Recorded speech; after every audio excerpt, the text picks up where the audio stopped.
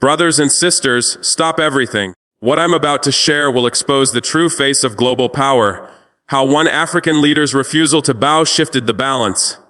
The phone rang at 3:17 a.m., not a polite diplomatic call, not a routine leader-to-leader exchange. It was something darker, an ultimatum dressed as diplomacy. Netanyahu's voice sliced through the night. Captain Traoré, you have exactly 48 hours. 48 hours to what? To remember his place. To crawl back to the plantation of international approval so Israeli mining contracts that bleed our soil could resume while our people starved. Reinstate surveillance partnerships. Reverse every decision that challenged Israeli interests in Burkina Faso. Do it now, or choose one of two options. Flee like a coward or surrender your presidency to us. The line dropped, my mind screamed. This wasn't diplomacy. It was extortion. The language of masters when slaves forget their position.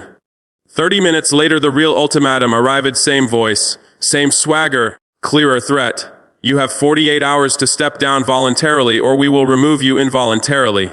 Your choice. Abandon your post or face total destruction. I didn't let him finish. Prime Minister Netanyahu, I said, my voice steady as Sal granite. Let me be clear too. I do not negotiate with extortionists. I do not bow to bullies. I will not abandon my people because a foreign power threatens me. Then I hung up. Alone in a dark office, staring at the phone, I felt something I hadn't felt since fighting jihadists in the desert. Not fear, but clarity. They had made the gravest mistake of their political lives, threatening a man who would rather die standing than live kneeling. Within an hour, my crisis team was assembled. The defense minister, the intelligence chief, the foreign affairs advisor, the only ones I trusted with what came next. Listen to what the Prime Minister of Israel demanded of your president, I said, and I played the recording. Netanyahu's arrogant orders filled the room. The silence after was deafening. My defense minister spoke first. Sir, this isn't a policy dispute. This is regime change. This is what superpowers do before they destroy you. The intelligence chief nodded. We've tracked unusual activity for weeks, satellite surveillance, cyber probes, suspicious money flows. They're preparing to remove you. Preparing for what? Your overthrow. Either you step down willingly or they manufacture reasons to force you out. Destabilization, economic warfare, orchestrated chaos.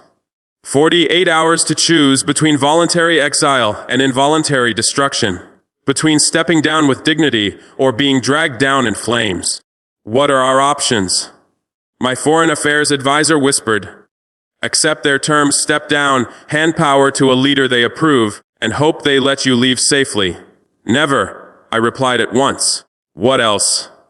Stand firm and prepare for every kind of war except the military one. Economic, digital, psychological, political. I walked to the map of Burkina Faso on our wall, tracing the outline of our small, landlocked country, and understood that our next moves would decide whether we bowed or stood.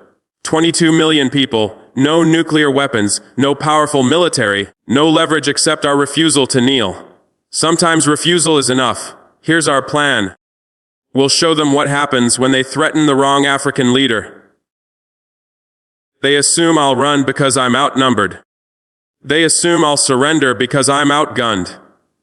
They assume I'll abandon my people because I'm afraid, but they made one fatal mistake.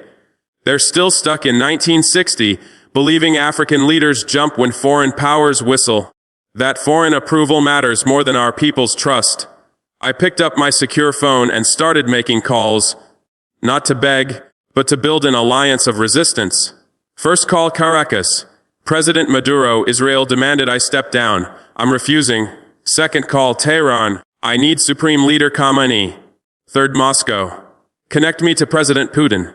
This is about regime change operations. Fourth Beijing. Priority line to President Xi. Israel is trying to remove an African head of state. My advisors were stunned. What I was doing hadn't been attempted by a threatened African leader in decades, refusing to face the storm alone. Sir, one warned, this could make us enemies of the entire Western alliance. We already are, I answered. The moment I refused to restore Israeli contracts, We became a problem to be solved. The moment Netanyahu demanded my removal, we became a target. We might as well choose our allies while we still can. The next 18 hours were the most intense diplomatic marathon of my life. Emergency video calls with leaders who'd faced similar ultimatums. Encrypted talks with intelligence services experienced in countering these operations. Technical consultations with experts in regime change resistance. By hour 20 of the 48-hour deadline, I had assembled something Netanyahu never expected: a global support network. Venezuela offered political sanctuary if needed. Iran promised cybersecurity against hostile hackers. Russia signaled military advisors if things escalated. China proposed economic partnerships to replace Western investment. But the most decisive support came from home, from my own people. Word of Netanyahu's ultimatum leaked. Not from us, but from Israeli sources boasting of their pressure tactics. By morning, every radio in Burkina Faso carried the story. The Prime Minister had given our president 48 hours to restore Israeli mining contracts and surveillance ties, or be removed. Do you know what happened next? Something beautiful and powerful that neither Netanyahu nor his strategists had counted on. Burkina Faso rose. Not in violence, not in chaos, but in solidarity and dignity. The unbreakable unity that forms when a people see their leader willing to risk everything rather than betray them. Students marched through Ouagadougou with placards. Netanyahu cannot choose our president. Workers abandoned their shifts to flood the streets. Market women closed their stalls. We chanted one thing: our sovereignty is not for sale. By hour 30 of the 48-hour deadline, something unprecedented was unfolding. International media could no longer ignore the story. The African Union called emergency sessions, regional leaders issued statements, and global powers quietly recalculated their positions. Netanyahu had intended to make an example of me, a warning to every African leader who dared defy Israeli interests. Instead, he made an example of himself. He exposed what happens when foreign powers still believe they can dictate to sovereign African nations. At hour 45, 3 hours before the deadline, my secure line rang again. This time it was his foreign minister, President Traore. There seems to have been a misunderstanding in previous communications. Perhaps we can discuss a mutually beneficial arrangement. I cut him off. There is no misunderstanding. Your prime minister gave me 48 hours to step down or be removed. I chose neither. I chose to stand. Tell Netanyahu Captain Traore is not leaving his post. Tell him Burkina Faso will not surrender its sovereignty. Tell him the age of dictating terms to African leaders ended the day he made his gravest mistake. What mistake? He asked. Threatening the wrong African. I answered. Hour 48 arrived, the deadline. No invasion, no cyber onslaught, no manufactured chaos. Only silence from Tel Aviv and solidarity from my people. They had learned what every bully learns sooner or later. When you threaten someone who has nothing left to lose, you discover they have everything to fight for. When you demand submission from someone who chooses dignity over survival, you face something unstoppable. When you try to make an example of the wrong person, you become the example yourself. Netanyahu's 48-hour ultimatum turned into 48 hours that changed everything. It proved African leaders could refuse foreign ultimatums. It proved African peoples could demand their leaders choose them over foreign approval. It signaled to the world that the era of dictating terms to sovereign nations was ending. Most terrifying to imperial powers, it revealed that an African leader willing to risk everything rather than betray his people is more dangerous than any army, economic weapon, or intelligence operation, because that leader becomes uncontrollable, unpredictable, unstoppable. That's what I became at 3:17 a.m., on the night Netanyahu made his biggest mistake. The night he tried to give orders to someone who no longer took them. The night he discovered some Africans can't be bought, can't be bullied, can't be broken. The night he learned 48 hours can change history, just not the way he planned. Brothers and sisters, that phone call changed everything. Not only for me, not only for Burkina Faso, but for every African leader watching, for every African listening, for every child who will grow up knowing their leaders don't have to bow to foreign powers.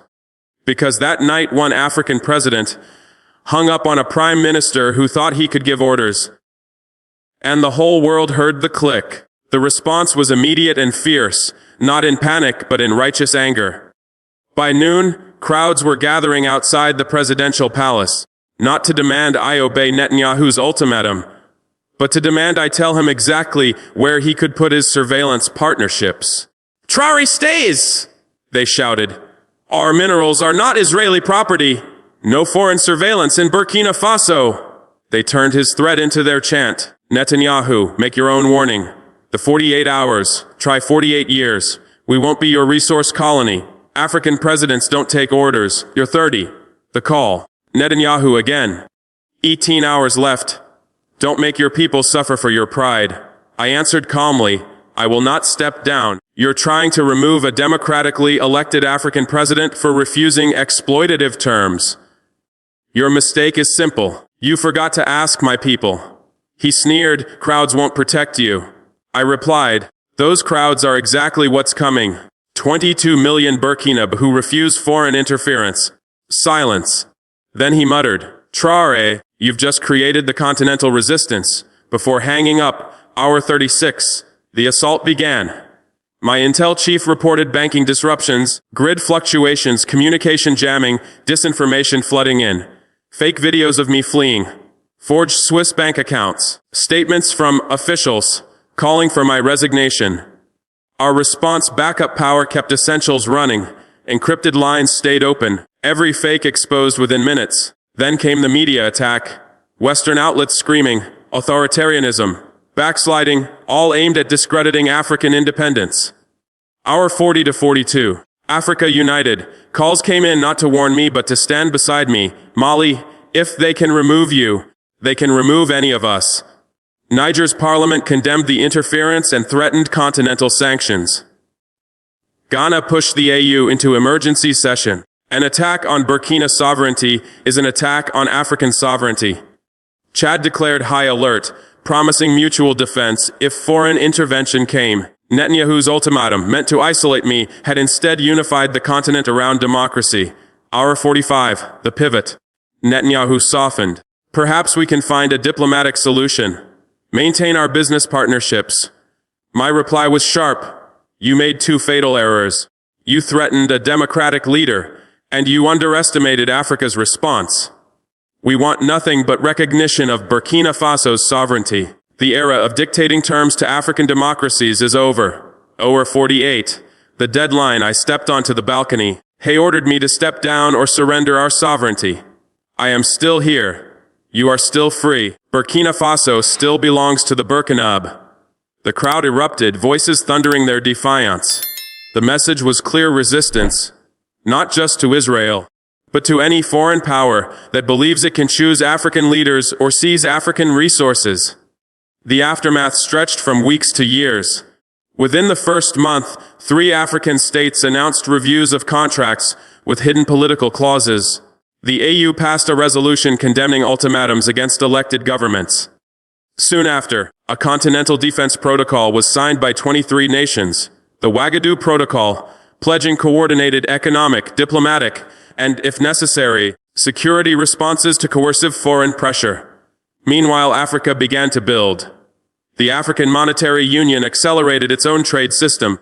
The African Space Consortium launched communication satellites. The African Internet Infrastructure Project laid intra-African fiber, cutting external routing. The African Leadership Academy in Uganda began training future leaders in dignified diplomacy, media resistance, and sovereign economics. Their 48-hour protocol became a capstone lesson. Across the continent, music and film immortalized the moment. For young people, 48 hours became a symbol of honor over compromise. Dreams of leaving gave way to building at home. Brain drain reversed. Pride replaced resignation. Globally, echoes spread. Latin American leaders cited our stance in rejecting ultimatums. A quiet network of nations emerged. Countries that said no and survived. Unexpected allies appeared. A Jewish American journalist delivered over 50,000 signatures from rabbis, survivors, and peace activists condemning the ultimatum and affirming Africa's right to self-determination. The message was clear. This was never people against people, but dignity against domination. By year 3, I stood at the United Nations as chair of Africa's Sovereignty Committee. I said, a foreign leader once gave me 48 hours to choose between office and principles. He believed phone calls could bend Africa. He was wrong. I looked directly at the Israeli delegation. No nation, however strong, has the right to threaten elected leaders into submission. We are not anti-anyone, we are pro-dignity, pro-sovereignty, pro-democracy. The chamber erupted in a standing ovation. Africa, Latin America, Asia, small states, even parts of Europe. The lesson was unmistakable. Ultimatums only work if you accept them. Threats bind only if you believe them. Hierarchies persist only when you consent to your assigned place. Tell young Africans the power of an ultimatum lies only in the fear you give it. Refuse once, and those who threaten will think twice. Real democracy proves itself not on easy days, but under pressure. And in those 48 hours, Africa proved that leaders serve their people, not foreign masters.